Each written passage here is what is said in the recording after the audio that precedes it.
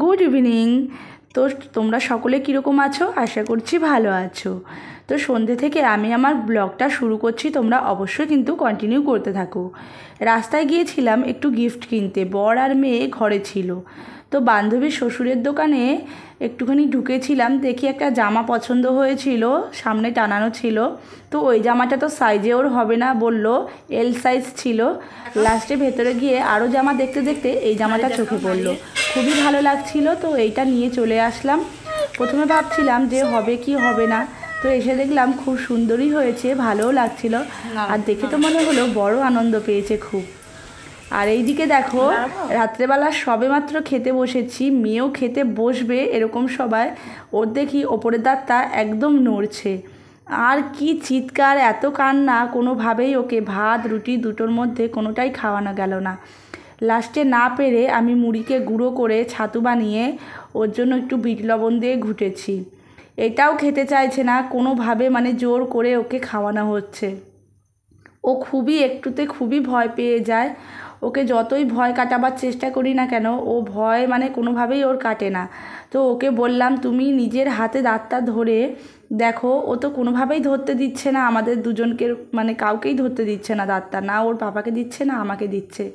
আমিও একটু ভয় পাচ্ছি যে দাঁতটা, সামনের দাঁতটা নড়ছে, ওপরের দাঁতটা একদম ঢিলা হয়ে গেছে, যদি কোনোভাবে খেতে গিয়ে পেটের মধ্যে চলে যায়। আমিও এক প্রকার ভয়ই পাচ্ছিলাম। তো তারপরের দিন তো দেখো, এই যে সকালবেলা উঠেই ব্রাশ ট্রাশ করে বর গেল বাজারে। আগের দিন মানে কোনো রকম কোনো বাজার করাই হয়নি, সবজি বাজারটা শনিবারেই বিকালবেলা ও সমস্তটা করে রাখে, আর রোববারটা ওই মাছ মাংস এগুলোটাই আনে। তো ও গেছে বাজারে, আমি ততক্ষণে বেড কভারটা চেঞ্জ করে মেয়েকে বললাম তুমি একটু পড়তে বসো। আগের দিন সকাল থেকেই মানে শনিবার সকাল থেকেই ওর একটু শরীরটা খারাপ, শরীরটা ভালো নেই, নাকটা সরসর করছে। তো সকাল পর্যন্ত তো ভালোই ছিল, রোববার সকাল পর্যন্ত ভালোই ছিল, যার জন্য একটু পড়তে বসালাম। আর এদিকে দেখো সমস্ত কাজ আমি আজকে একার হাতে সারতে হচ্ছে। এদিকে ও পিয়ালি মাছ এনেছে, এই মাছটা আমি কোনোদিনই খাইনি, মালদাতে নামটাও প্রথম শুনেছি। তো এই মাছটা কাটতে বসেছি, কাটতে তো আমি মাছ পারি না, তবুও চেষ্টা করছি যে কোনোভাবে যেভাবেই হোক না কেন মাছটা কাটতে পারলেই হলো। মাছটা কেটে স্নান করে খেলাম। আমি স্নান করতে যাওয়ার আগেই মেয়েকে দুগাল ভাত খাইয়েছিলাম, গরম গরম মাংসের আলু দিয়ে। দুগাল মতো খেয়েছে, খেয়ে সেটাও পেটে রাখতে পারিনি, বমি করে ফেলেছে। আসলে বমিটা এতটাই হচ্ছে, মানে কাশতে কাশতে ওর বমি হয়ে যাচ্ছে, টানছে, ও বমি করে ফেলছে।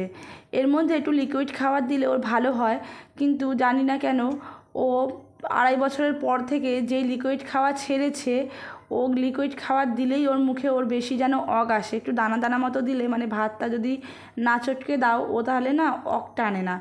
ভাত একটু মেখে দিলেই ও একদম টেনে বমি করে ফেলে, কেন জানি না, বুঝতে পারি না। আর এদিকে দেখো একদম মেঘলা হয়ে এসেছে, জামা কাপড়টা প্রচুর কাঁচা হয়ে গিয়েছিল, মানে রোববার তো বুঝতেই পারছো অনেকটা পরিমাণে কাঁচা হয় রোববারটা। তো ওই জামা কাপড়গুলো মানে জল ঝরে গেছে একদম, সেইগুলোই দড়ি টানালাম ঘরের ভেতর, কারণ ঘরের ভেতর না দড়ি টানালে হচ্ছে না, পাখার হাওয়াটা না পেলে কিছুতেই মানে শুকাবে না। সমস্ত জামা কাপড়গুলো সব দড়ির মধ্যে দিয়ে ওকে একটু কাড়া বানালাম, ওকে একটু দিচ্ছি। দেখো খাওয়ানোর আগেই বলছে আমি বমি করব। একটুখানি ওই মুড়ি খাইয়েছিলাম, ওই মুড়িটা খেয়েই বলছে আমি বমি করব। তো আবার বমি করতে শুরু করছে। আর আজকে একটু বিকালবেলা দেখো যাবো নাই ভেবেছিলাম, ওই যে বলছিলাম যে বান্ধবীটার ছেলের বার্থডে ছিল, তো যাবো নাই ভেবেছি। আর তারপরে ওরা সবাই মিলে বলছে তুই না গেলে হবে না, তুই না গেলে হয়, একজন না গেলে ওদেরও যেতে ভালো লাগছে না আমাকে ছেড়ে। তো লাস্টে এতই বমি করছিল মেয়ে, বর আবার দুপুরবেলা গিয়ে অ্যান্টিবায়োটিক আনলো, অ্যান্টিবায়োটিক এনে ওকে একটু দিল, দিতে তারপরে বমিটা ওর কমেছে আর একটু কাশিটাও কমেছে। তো দেখো এখন একটু মোটামুটি ঠিক আছে। আমি আবার একটু মুড়ির ছাতু 2 চামচ মতো জল করে, মানে একদম পুরো শরবত মতো করে ওকে খাওয়ালাম। খাইয়ে বর বলল যাও একটু ঘুরে আসো, আর তাড়াতাড়ি চলে এসো, যদি অসুবিধা হয় আমাকে ফোন করো, আমি নিয়ে আসতে যাব। খুব একটা বেশি দূর না আমাদের এখান থেকে পার্কটা, তো সেখানেই যাচ্ছি। আর এদিকে দেখো অঙ্কুরিতার মেয়ে অঙ্কুরিতা, ওরা তো রেডি হয়ে চলেই এসছে, ও আর আমি একসাথে যাব। আর আরেকটু আগে গিয়ে রানিদিকে একদম তুলে নেবো টোটোতে, এদিকে মোটামুটি সবাই চলে এসেছি। আসবার কথা ছিল 5:30টার মধ্যে, কিন্তু 5:30 পার করে আমরা প্রায় 6টা 15-20 দিকে ঢুকেছি। আর এদিকে দেখো কেক কাটা হচ্ছে, সমস্ত সবাই মানে একসাথে হবে, তারপরে তো কেকটা কাটবো। কেকটা কাটতে কাটতে অনেকটাই লেট হয়ে গেছে, আসলে অনেকটা দেরি করে সবাই ঢুকেছে, যার জন্য লেট হয়েছে একটু। আমার মেয়ে এত ভোগে, আমার তো ভালোই লাগে না, মনটা খারাপ লাগে। ও দেখো, ও মানে যেতে প্রথমে যখন আমি বললাম যে বাবা তুমি যাবে, তো বলছে না আমি যাব না, আমার শরীরটা ভালো না, আমি মামা যাব না। কিন্তু সকাল থেকে বলছিল যাব করছিল। ও খুব আনন্দ পায়, ও যেহেতু ঘরে একা একা সবসময়টা কাটে ওর, সেহেতু কোনো জায়গায় যাওয়ার কথা শুনলেই ও সবচেয়ে মানে বাড়ির মধ্যে আমার থেকেও ও বেশি আনন্দ পায় যাওয়ার জন্য। তো মেয়েকে যখনই শুনি কোথাও নিয়ে যেতে পারবো না, যাওয়ার কথা রয়েছে, আমারও খুব খারাপ লেগে যায় যে মেয়েটাকে বললাম যাওয়ার কথা, যেতে পারবো না। আর এদিকে দেখো রুদ্রকে সবাই মিলে গিফট দিলাম আমরা। তো আমার একটু টেনশনও হচ্ছিল যে মেয়ে যদি আবার বমি টমি করে, যদি শরীর খারাপ লাগে, ওই ভয়ে না একদমই আসতে চাইছিলাম না এক প্রকার। তো দেখলাম যে না, ঠিকঠাকই ছিল, আরও বরঞ্চ ওদেরকে দেখে একটু আনন্দ করছিল, কিন্তু প্রচণ্ড পরিমাণে ঘেমে যাচ্ছিল। আর এদিকে দেখো ইন্দ্রাণী সবার জন্য পকোড়া করে এনেছিল, মানে বাচ্চাগুলোর জন্য চিকেন পকোড়া বাচ্চাগুলোকে দিয়েছে। আমার মেয়ে তো প্রথমে ভাবছিলাম যে খাবেই না, তো তাও দেখলাম নিয়ে ওকে বললাম মাম্মা তুমি সাইড দিয়ে চিবিয়ে চিবিয়ে খেও। ওর দাঁতটা যেহেতু ধরতে দিচ্ছে না, ওর দাঁতটা মানে নড়ছে, আমি ভয় পাচ্ছি যে পেটের ভেতর না ঢুকে যায় দাঁতটা, তো কেলেঙ্কারি হবে। তো বলছে না মাম্মা আমি সাইড দিয়েই খাবো। আরে দেখো যার বার্থডে তো দেখতেই পাচ্ছ, এই যে ব্ল্যাক কালার গেঞ্জি পরা রুদ্র, ওর বার্থডে।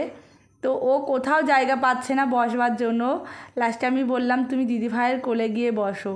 আর এদিকে অনুরাগও বলছে রুদ্রা তুই আমার কোলে এসে বস। তো বাচ্চাগুলো সবাই একই বেঞ্চিতে বসবে, একজনকে উঠতে বললে একজনও উঠছে না, সবাই ওই একই বেঞ্চির মধ্যে বসবে। আর সবাই বলছে, ও বলছে আমার জায়গা হচ্ছে না, ও বলছে জায়গা হচ্ছে না। আর এইদিকে দেখো আমাদের দুজনকে একটু মিউজিক চলছিল, তো আমরা দুজনে একটুখানি দাঁড়িয়ে দাঁড়িয়ে একটু ডান্স করছিলাম। এই যা আমাদের সমস্তটাই আনন্দ করা হয়ে গেছে। এবার ও বলছিল চল, প্যাকেট এনেছে আমার বর, প্যাকেটটা তোদের দিয়ে দিই। তো ও বিরিয়ানির প্যাকেট দিয়েছিল, বাড়িতে এসে মেয়েকে গরম করে দিলাম, মাত্র 2 গাল খেলো, আর খেলোই না। যাই হোক, এই যে বাড়িতে সমস্ত কাজগুলো করে নিই, পরের দিন ওর স্কুলে আঁকার কম্পিটিশন আছে, ড্রয়িং কম্পিটিশন, যেতে পারবে কি না তাও জানি না।